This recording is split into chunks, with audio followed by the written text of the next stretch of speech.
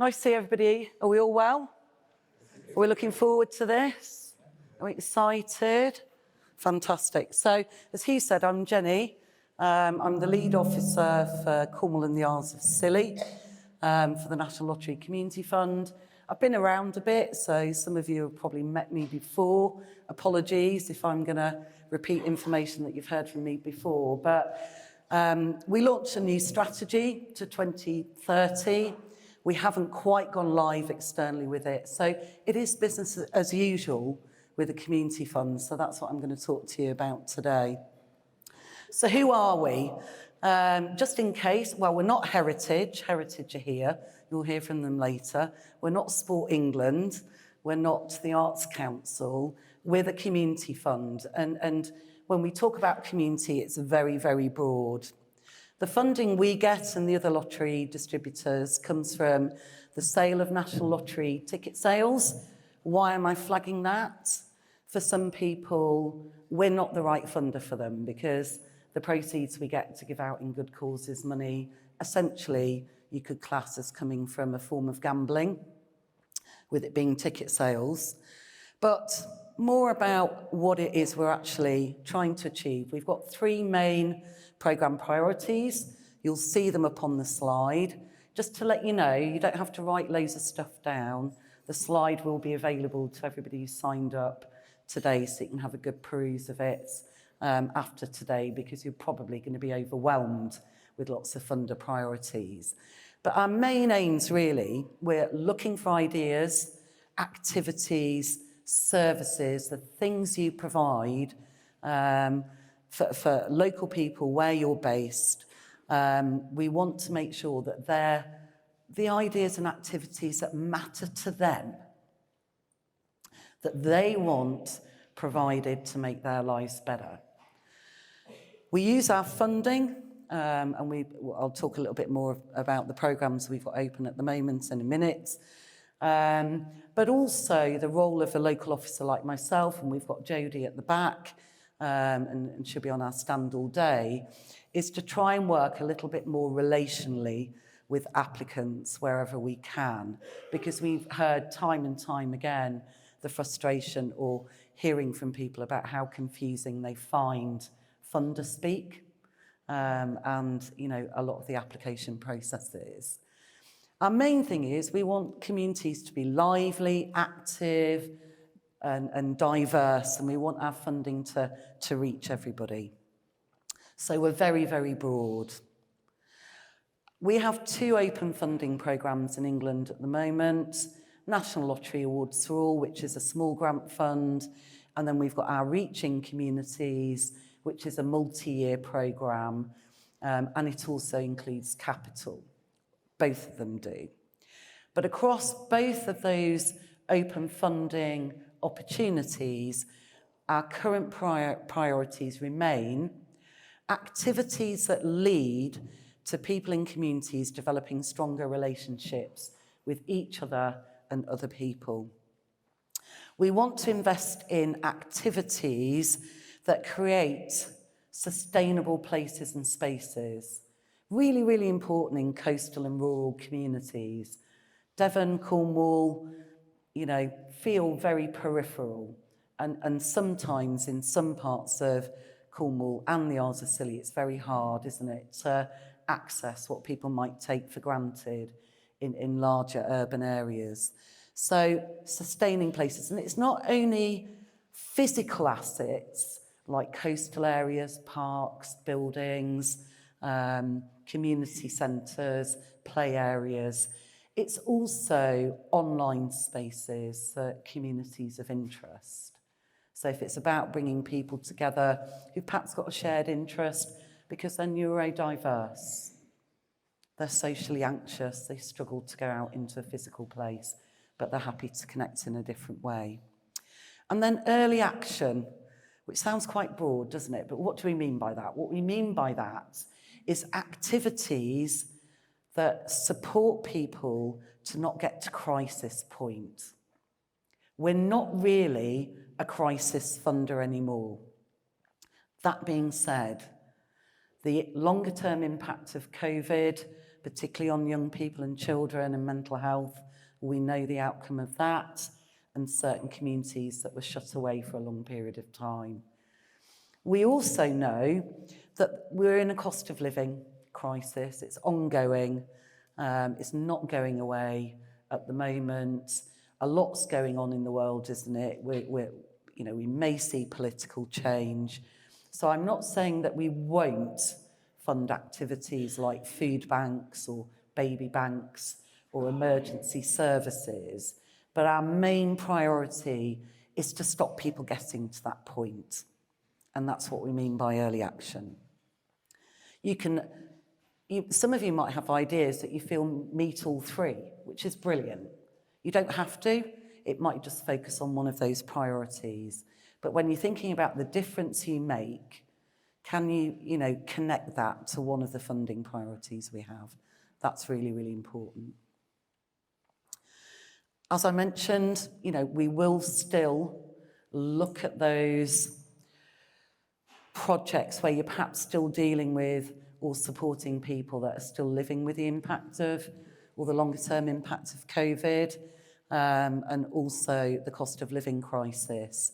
And again, what we'd be asking you to think about when you describe to us in your applications what you do, linking it back to one of those three programme priorities. So we're open to all. We do our very best to be as flexible as we can as a funder. We know how much time and effort goes into making a funding application. We try to be proportionate.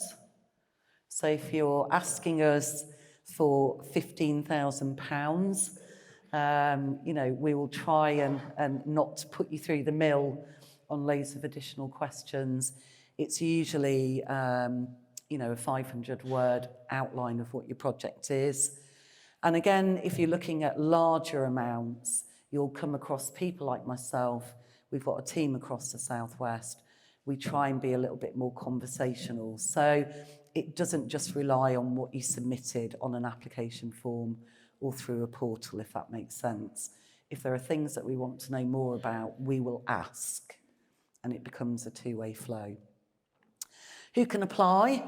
Voluntary and community organisations, so you don't have to be a charity or a company. You can just be a group with a constitution and a bank account. In terms of companies, the focus is not for profit. What people we can't fund is individuals or sole traders. That's important because I mentioned the constitution. If you're a group of people that have come together, we'll want to see you've got a set of rules, what your purpose is, how decisions are made.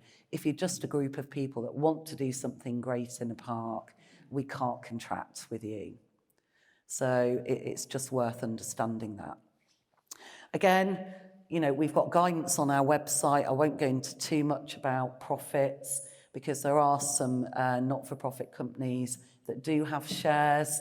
So it's worth just reading our guidance on, what we're looking for in terms of not-for-profit community interest companies, for example. 2 trustees is really important. We've had that for a while now. The 2 trustees can't be married. I'm afraid we need some independence. And you can't be in a long-term relationship or civil partnership living at the same address or related by blood. So that's really, really important. So if you're a father and daughter, set up a kick, really, really brilliant, it will be a no from us. You'd need an extra trustee there just to have a second one that isn't related to the founders there. And again, you cannot apply for funding and then give it to another organisation. Okay? You'd be surprised, we do get quite a few that do that. National Lottery Awards for All has recently changed. It's now grants from 300 up to 20,000. Can we have a whoop whoop? I can't hear you. Exactly.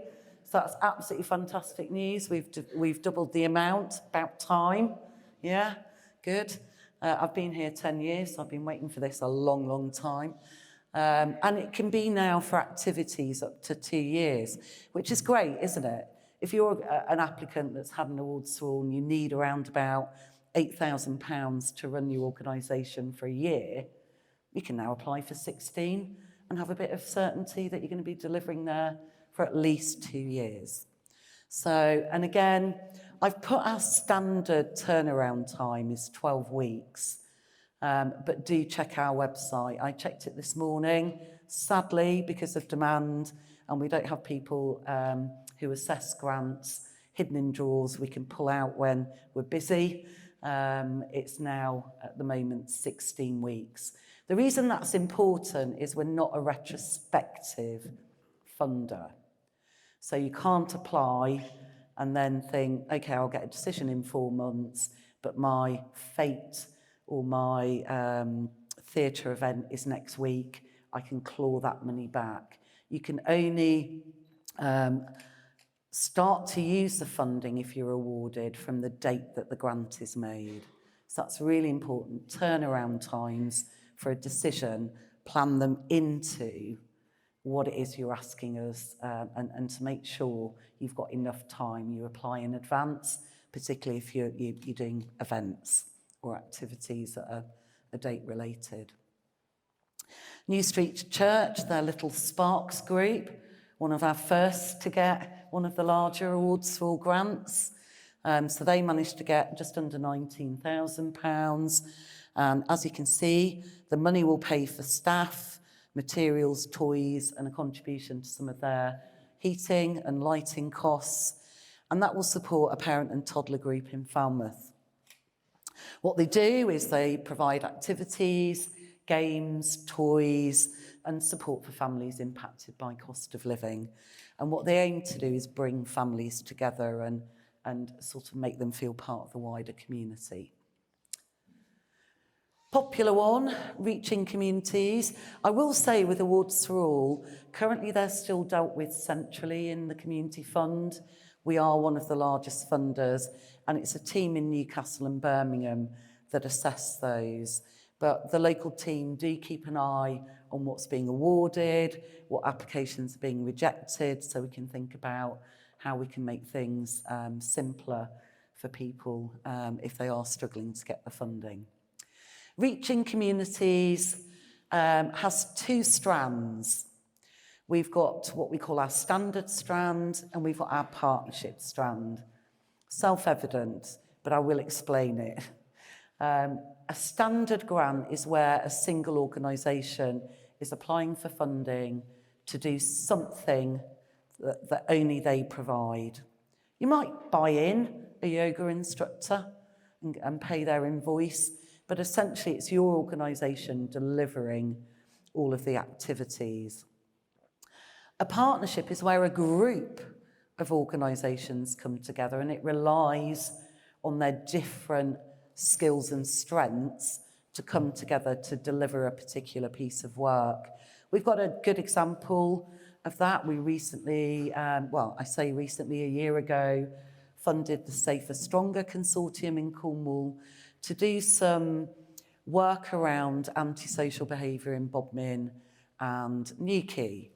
And within the Safer Stronger consortium, there are a whole range of providers like the Women's Centre, Connect Communities, you name it. So they'll pull on those different organisational strengths to provide a rounded package of support to the people that are applying to. So if you're looking at reaching communities, you've got an option, if you're just applying for yourself, to click on the standard option, or if you're applying as a group of organisations to do a piece of work, you've got the option to go through the partnership route. They are for ideas that will cost £20,000 and £1. Because if it's going to cost £20,000, what do you think we're going to say? Apply to Awards for All. Okay? So the idea in the budget has got to be over that threshold. And you can apply for funding to cover activities for up to 5 years. You can apply at any time, like Awards for All. That's why timescales often go awry, because we might suddenly have 30 people apply at once. and then it puts a lot of pressure on managing the application pipeline. But you can apply at any time. Reaching communities is a two-stage process. It's an expression of interest, a couple of questions, around about 500 words. A local panel in the region will look at your idea and they'll make a decision whether to invite you through to submit a full proposal. Why do we do that? Well, we don't want to waste lots of people's time for ideas that aren't really suitable for the programme. So we don't want to put you through a lot of additional work when it's not necessary. If you are rejected for any of our grants, we'll do our best to give you feedback on how you could strengthen the application, but we won't tell you how to get the money. That's not what we're there for, but we will give you feedback about what we felt wasn't as strong about the application and things that you might need to reflect on. They are online applications, but other formats are available. So, if you do have communication difficulties, either our helpline or if you manage to get through to the local team, because to be honest with you, we're often out here and not sat on an end of a phone. So we're not as readily available as our helpline, but do give them the call if you want it. You need something signed or in Braille or easy read, we'll do our best to accommodate. What will we fund through Reaching Communities? We'll fund direct costs and project-related costs. I say project because everybody goes, oh, projects. The lottery always wants a project. I spent years being castigated by going, we just want funding for what we do. So let's call a project a start date and an end date, and it can be what you do already, but it could be a specific project you want to develop or deliver. So it could be either. There are some organisations, because we're really keen that our funding is distributed as far and as wide as we possibly can. And that's because that's where the lottery ticket buyers live. They live in every community. So we want to make sure every community benefits from the good causes money.